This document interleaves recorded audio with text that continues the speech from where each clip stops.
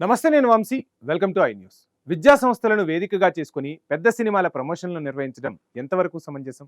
మల్లారెడ్డి యూనివర్సిటీలో toxic pre release event సందర్భంగా జరిగిన అపశృతి, విద్యార్థుల గాయాలు ఇప్పుడు తీవ్ర చర్చనీయాంశంగా మారాయి. చదువుకోవాల్సిన ఆలయాలను సినిమా వేదికలుగా మారుస్తున్న తీరుపై సర్వత్రా విమర్శలు వస్తున్న వేళ పూర్తి వివరాలు ఈ స్టోరీలో చూద్దాం.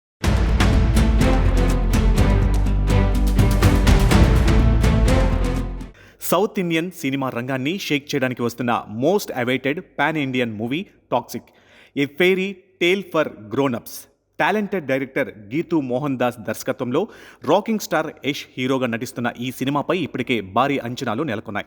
ఈ చిత్రానికి సంబంధించి విడుదలైన టీజర్లు, ట్రైలర్లు, సాంగ్స్ అన్నీ కూడా ఒక సరికొత్త వైబ్స్ క్రియేట్ చేశాయి. అయితే ఈ సినిమా కేవలం పెద్దలకు మాత్రమే పరిమితమైన ఓ ఇంటెన్స్ డార్క్ యాక్షన్ డ్రామా అని మేకర్స్ ముందే స్పష్టం చేశారు.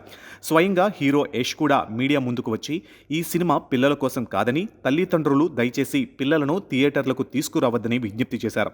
సినిమా నేచర్ ఎంత బోల్డ్గా, వైలెంట్గా ఉండబోతుందో ఈ హెచ్చరికల ద్వారానే స్పష్టమైంది. మరి ఇంతటి ఇంటెన్స్ అడల్ట్ కంటెంట్ ఉన్న సినిమాకు సంబంధించి ప్రీ రిలీజ్ ఈవెంట్ను హైదరాబాద్లోని ప్రతిష్టాత్మక మల్లారెడ్డి యూనివర్సిటీ ప్రాంగణంలో నిర్వహించడం ఇప్పుడు దేశవ్యాప్తంగా తీవ్ర విమర్శలకు దారితీసింది.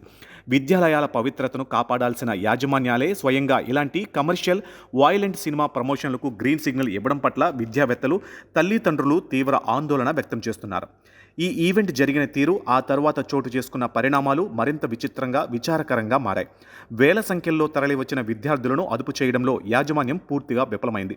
ఈ హడావుడిలో తీవ్ర ఉద్రిక్త పరిస్థితులు తలెత్తడంతో మల్లారెడ్డి కోడలు ప్రీతిరెడ్డి స్వయంగా మైక్ అందుకుని విద్యార్థుల బిహేవియర్ బాగాలేదని, ఇలాంటి పద్ధతి ఉంటే భవిష్యత్తులో మన కాలేజీలో ఎలాంటి ఈవెంట్స్ నిర్వహించబోమని విద్యార్థులను హెచ్చరించడం కొసమెరుపు.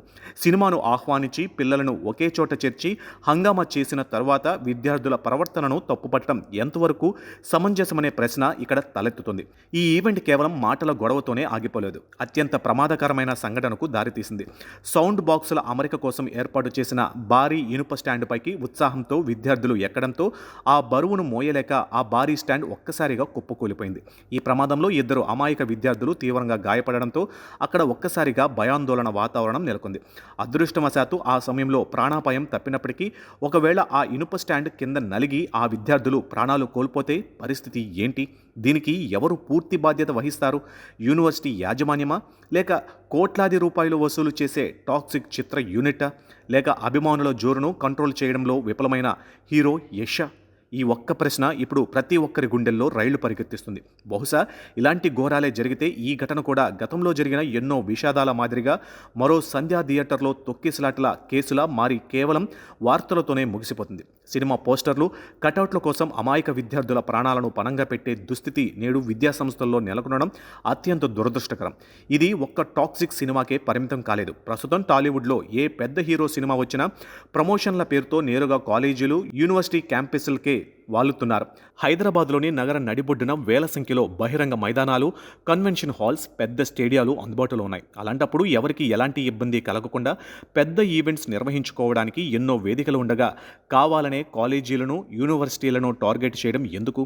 చదువుకోవడానికి, భవిష్యత్తును తీర్చిదిద్దుకోవడానికి మాత్రమే పరిమితం కావాల్సిన విద్యాలయాలను సినిమా, గ్లామర్ ప్రమోషన్ల కోసం అడ్డాగా మార్చడానికి కాలేజీ యాజమాన్యాలు ఏమాత్రం సిగ్గుపడడం లేదు. సినిమా నిర్మాతలు, హీరోలు తమ సినిమాకు క్రేజ్ తెచ్చుకోవడానికి కాలేజీ యూత్ను ఒక రెడీమేడ్ క్రౌడ్గా వాడుకోవాలని చూస్తే కాలేజీ యాజమాన్యాలు కూడా కాసుల కక్కుర్తి కోసమో లేదా పబ్లిసిటీ కోసమో వారికి రెడ్ కార్పెట్ పరిచి మరీ సహకరిస్తున్నాయి. ఇక అసలు ఈ తంతులో ప్రభుత్వాలు, పోలీసు శాఖల పాత్ర కూడా విమర్శలకు తావిస్తుంది. విద్యా సంస్థలలో ఇలాంటి జనసందోహం జరిగే సినిమా ఈవెంట్స్ నిర్వహిస్తుంటే బాధ్యత గల ప్రభుత్వాలు వాటిని కట్టడి చేయాల్సింది పోయి ఉల్టా వారికి భారీగా పోలీసు బందోబస్తు ఏర్పాటు చేసి మరీ ప్రోత్సాహాన్ని ఇస్తున్నాయి. అంటే ప్రభుత్వాలకు కూడా విద్యాలయాలలో ఇలాంటి కార్యక్రమాలు జరగడం తప్పుగా అనిపించడం లేదా?